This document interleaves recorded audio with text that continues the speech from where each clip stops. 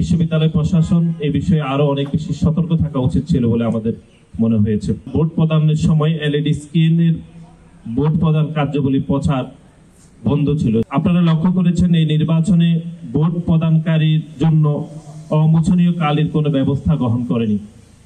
এটি আমরা ঢাকা বিশ্ববিদ্যালয়ে এটি লক্ষ্য করেছিলাম ছাত্র সংসদ নির্বাচনের ক্ষেত্রে।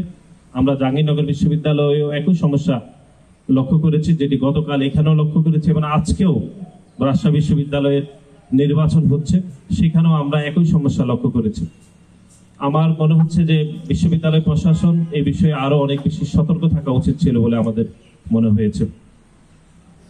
একাধিক কেন্দ্রে দীর্ঘ সময় ধরে ভোট গণনার সময় এবং ভোট প্রদানের সময় এলইডি স্ক্রিনের ভোট প্রদান কার্যাবলী প্রচার বন্ধ ছিল। সেটি ইচ্ছাকৃত হতে পারে অথবা অনিচ্ছাকৃত হতে পারে, কিন্তু বিশ্ববিদ্যালয় আরো অনেক বেশি সতর্ক থাকা উচিত ছিল বলে বাংলাদেশ জাতীয়তাবাদী ছাত্রদল সেটি মনে করে। এক্সট্রিম মশার কয়েল প্ল্যান্ট ফাইবার দিয়ে তৈরি, ডেঙ্গু চিকুনগুনিয়া বাহি সহ যে কোনো মশার বিরুদ্ধে দেয় এক্সট্রিম সুরক্ষা। নির্দিষ্ট একটি প্যানেলের এজেন্ট নিজেই সাংবাদিকদের কেন্দ্র প্রবেশের বাধা ঘটেছে, যেটি গণমাধ্যমে থেকে আমরা বাংলাদেশ জাতীয়তাবাদী ছাত্রদল জেনেছে এবং আমাদের যারা এজেন্ট ছিল বাংলাদেশ জাতীয়তাবাদী ছাত্রদল তারাও আমাদেরকে একই অভিযোগ দিয়েছেন।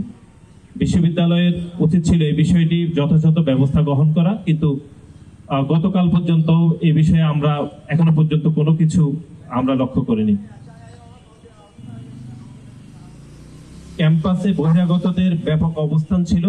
এটি বাংলাদেশ জাতীয়তাবাদী ছাত্র দলের প্যানেল থেকে বারবার এটির বিষয়ে বিশ্ববিদ্যালয় প্রশাসনের দৃষ্টি আকর্ষণ করা হলেও এই বিষয়ে কোনো সমাধান আমরা গতকাল পর্যন্ত দেখিনি।